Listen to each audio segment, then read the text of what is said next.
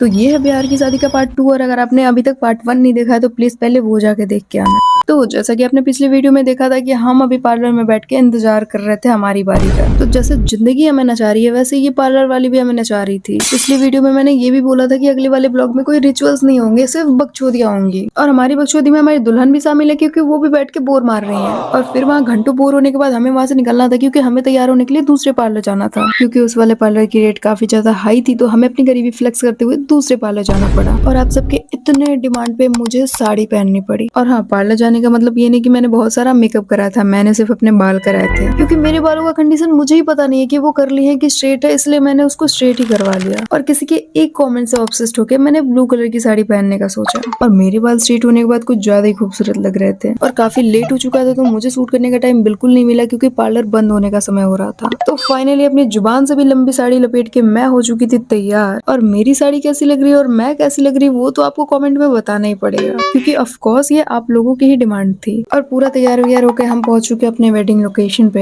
And I feel कि ये जितनी भी चमक दमक और भुकभुकिया लाइट लगी हुई है ना वो मेरे सामने तो फेल है क्योंकि आज तो पूरी शादी में मैं ही चमकने वाली हूँ। और मुझे लगता है ना कि मैंने अपनी जिंदगी में जितनी बार एक किताब को खोल के नहीं देखा होगा ना उससे कई ज्यादा मैंने खुद को मिरर में देखा होगा। खैर बहुत फैशन मार लिए, अब मेन मुद्दे पे आते हैं जिसके लिए हम यहाँ आए हैं। और फिर क्या, उसके बाद हमने दबा के खाया और मैंने कुछ भी रिकॉर्ड नहीं किया क्योंकि नजर लग जाती है ना।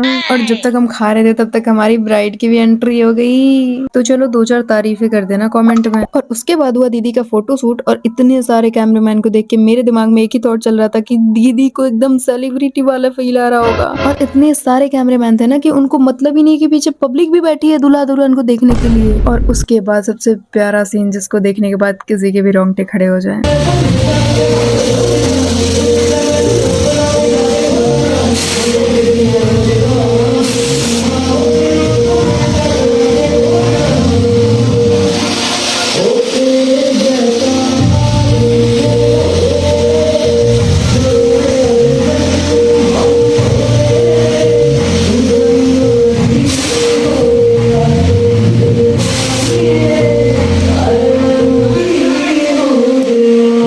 देखो भाई, जिंदगी में कुछ करो ना करो लेकिन ये वाला मोमेंट एक बार जरूर होना चाहिए। और उसके बाद जब शादी हो रही थी तब मैंने कुछ भी नहीं देखा क्योंकि मैं नींद में थी। और जब मैं सो के उठी हूँ ना मुझे पता चला है कि शादी तो खत्म हो चुकी है, अब हमारे घर जाने का समय हो गया है। तो वीडियो अच्छी लगी हो तो फॉलो एंड सब्सक्राइब कर लेना, 1000 का मेकअप वेस्ट हो गया।